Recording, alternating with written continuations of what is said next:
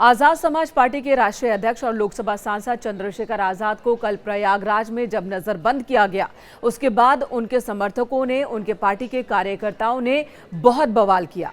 तोड़फोड़ मचाई, कई गाड़ियों में आग लगा दी, कई बाइक्स को उन्होंने निशाना बनाया। पुलिस ने एक्शन लिया। कई घंटे तक पुलिस और कार्यकर्ताओं के बीच संघर्ष चलता रहा, जिसके बाद पुलिस ने 20 कार्यकर्ताओं को हिरासत में लिया। वहीं अब सीसीटीवी फुटेज खंगाले जा रहे हैं। अलग अलग वीडियोस के आधार पर कार्रवाई की तैयारी चल रही है। पुलिस का कहना है कि इन कार्यकर्ताओं पर, जिन्होंने सार्वजनिक संपत्तियों को नुकसान पहुंचाया या फिर दूसरे लोगों को नुकसान पहुंचाया है, उनके खिलाफ गैंगस्टर एक्ट के तहत कार्रवाई होगी। इन पर एनएसए भी लगाया जाएगा। ये तैयारी पुलिस ने कर ली है। साथ ही जो नुकसान हुआ है, उस नुकसान की भरपाई भी इन कार्यकर्ताओं से या फिर इनकी पार्टी यानी कि आजाद समाज पार्टी से की जाएगी। ये तैयारी की गई है और इस बारे में पुलिस की ओर से पूरी जानकारी दी गई है। ये पूरा मामला है क्या, आपको बता देते हैं। दरअसल कल प्रयागराज के कौशांबी करछना जाने वाले थे चंद्रशेखर आजाद, जहां पर एक बच्ची से रेप की वारदात हुई थी और उसी परिवार से चंद्रशेखर आजाद मिलना चाहते थे। उनकी परेशानी को, उनके दर्द को साझा करना चाहते थे।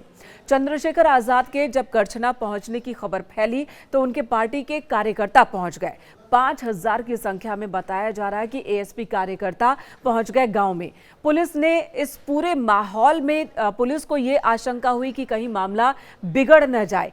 इतनी बड़ी तादाद में कार्यकर्ताओं के जुटने के बाद पुलिस ने प्रयागराज में ही रोक दिया, नजरबंद कर दिया चंद्रशेखर आजाद को। जिसके बाद जो कार्यकर्ता गांव तक पहुंचे थे वो गुस्से में आ गए। जैसे ही उन्हें खबर मिली कि उनके नेता को नजरबंद कर दिया गया है, सर्किट हाउस में रखा गया है, उसके बाद जहां पर जो कार्यकर्ता था वहीं पर उसने हंगामा, हल्ला शुरू कर दिया, तोड़फोड़ मचानी शुरू कर दी। वहीं जिन दुकानों में तोड़फोड़ हुई है उनमें ज्यादातर सवर्ण वर्ग के हैं।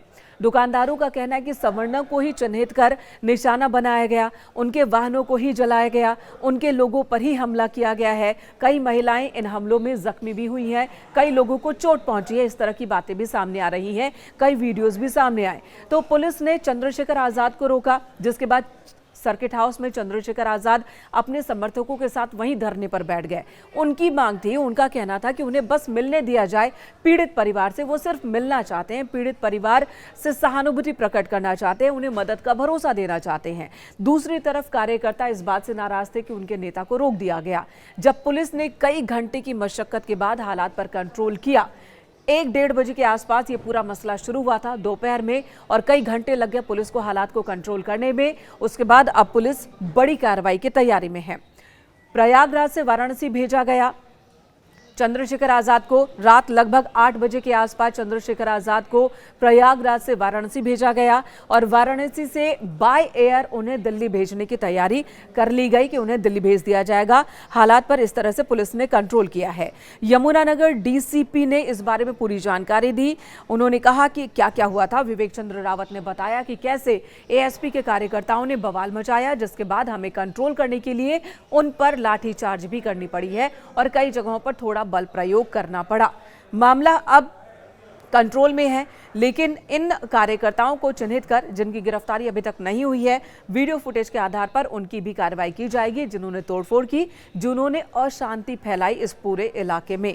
वहीं चंद्रशेखर आजाद और उनकी पार्टी के कार्यकर्ताओं का कहना है कि वो जिस मिशन पर निकले हैं, दलितों, पिछड़ों की बात करने, उनके हक की आवाज उठाने के लिए निकले हैं, तो वो अपने उद्देश्य से पीछे नहीं हटने वाले।